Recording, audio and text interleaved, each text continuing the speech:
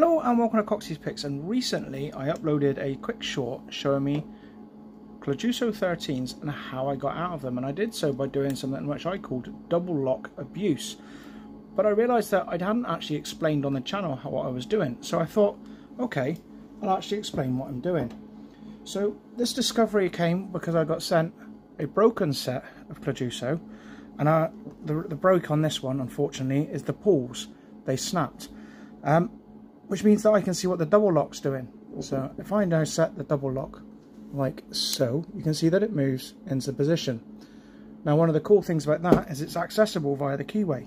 So if we were to use a long bar, like so, we can reach into the keyway and then access the double lock, and then off it goes. Now because I can spin freely because the mechanism isn't there, I thought I was onto a winner. But it turns out that I wasn't. The pull, so if I get the cuff in this sort of position so you can see it, so if we imagine that this is the pull now, which is holding into the items, and the double lock bar is coming across, the pull is in the way and doesn't give me enough reach when I'm actually trying to get through. But if we nudge the double lock bar back as far as we can, so I get a more accurate representation, like so, right, so the double lock has moved back as far as I can reach it, and then we squeeze on the bow. This forces the ball down, which then nudges this back. Now there's a beautiful spring point inside this, which allows it to then fully open. What I'll do is I'll quickly upload a picture of the inner mechanism and put it up there whilst we're talking about it, and then we'll try and do the demonstration for you on this cuff. So this cuff fully functions, right, but this one's broken. So we'll set the double lock like so, and as you can see the double lock is set. Now just like before, we need to angle ourselves with our flat piece of metal against the double lock bar. Now if you imagine that the double lock bar is sat all the way along there and it's just visible inside the keyway. So the easiest way to describe it is you're hunting for something springy. Now if I flip this over, you can watch the double lock button. So as we go like this, you can see that the double lock button starts to move. If I can find it, so stand by. There we go. The double lock button starts to move, but it doesn't go to the fully reset place. So I found this purely by accident because I was holding onto the cuff like this, and I got really frustrated and gripped and gripped. So let's just set it as far as I can reach. There we are. And I was getting frustrated and I was holding it and I was wondering why it wasn't springing back.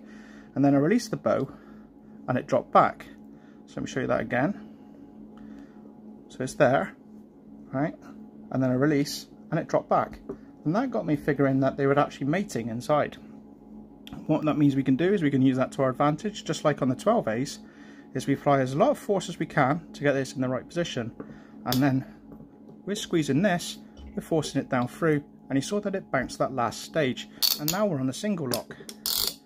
To get the single lock on Clejuso 13 and 15 is quite simple. We're going to aim on the other side, feel for the spring part, and then push the pull out the way. So the hardest part of this was the double lock, and we've achieved that by using a bit of a bow press and manipulating with a straight edge inside. So what did Clejuso do about it? Well, excuse me, they changed their design. In my collection I happen to have a last generation 13s, and it doesn't quite work that way, and a part of it is because if I use this comb pick as an example, right, see that curved bit there? They've changed it now to a flat edge, which means that it doesn't push against it. But hey ho, I wasn't to know.